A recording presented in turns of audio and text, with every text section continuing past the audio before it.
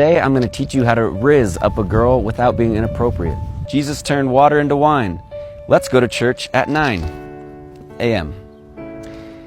Here's another one. Hey, why don't you come over to my place and we could spread open the Bible? And then we could spread the gospel. You can't spell Utah without you and ah. You're so beautiful. Here's another good one. Hey, instead of holding that white claw, why don't you hold this white claw, this hand, in church? Why don't you leave him and come sing some church hymns with me? Well, don't leave him if he's a good guy, but hey, we're Mormon, right? I'm more...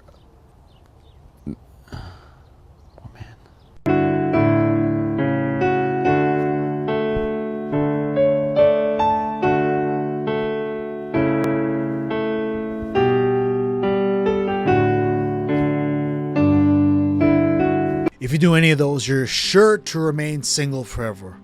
The Bible tells us that it's good for us to find a wife, because whoever finds a wife has obtained favor with the Lord and has found a good thing. The Bible tells us that mankind is not meant to be alone. The Bible also shows us that we need companionship. So I'm going to give you 3 things that you need to consider when you're taking the next step with a person that you like at church. And if you don't know who I am, my name is Andrew. I'm an evangelist here in Toronto, Canada, and I care about one thing and one thing alone: revival. And when revival happens, let's be realistic, there's going to be a lot of girls and a lot of guys in a place, and you have been created for marriage. Marriage is a great thing which has been instituted by God, and every single person is called to get married, with a few exceptions that are like the Apostle Paul, and they prefer to be single on the road. But marriage is a great thing, and it's totally normal. But you need to implement these 3 things, because the worst thing that you can do is go after a person and lose your God-given purpose, your God-given identity, and lose the vision that God's put on your spirit.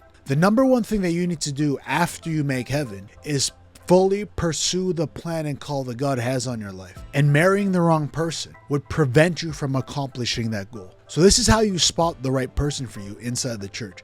Is number 1, go in with the mindset and understand this, that we date to marry. We don't date to just date. You don't date just to get in a relationship, or date just because that person likes you, or you like that person, or you're interested in that person. You date with the intention of getting married. And as believers, we have a totally different standard of relationships than the world does. The world just dates to dates. Hey, I find you attractive, the girl finds you, or the guy finds you attractive, and then you get into a relationship with them, and then you move in, and you kind of hang out there for several years. That is not God's standard of dating. God's standard of dating is with the intention to marry. So if you're not ready for that level of commitment, then you're not ready to be in a relationship. And if that person that you're interested in isn't at that level of ready to commit to marriage, then they're not ready for a relationship.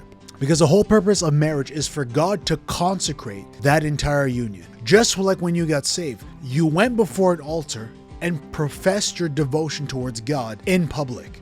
It's the same thing with marriage. You're going in front of an altar and you're seeking His hand, His blessing between you and the person that you're going to marry. You date to marry. And secondly, you need to vet out the person. And just because they're in church doesn't mean that they're good for you. You got to figure out if they're actually a Christian. Because you can get into the wrong union and it will totally mess your life up. It would really pull you back from the person that God has created you to be. And if you compromise, or they compromise, what's going to happen down the road? Somebody's going to have resentment or feel restricted for the other person, which is usually why marriages end up in divorce. So vet them out.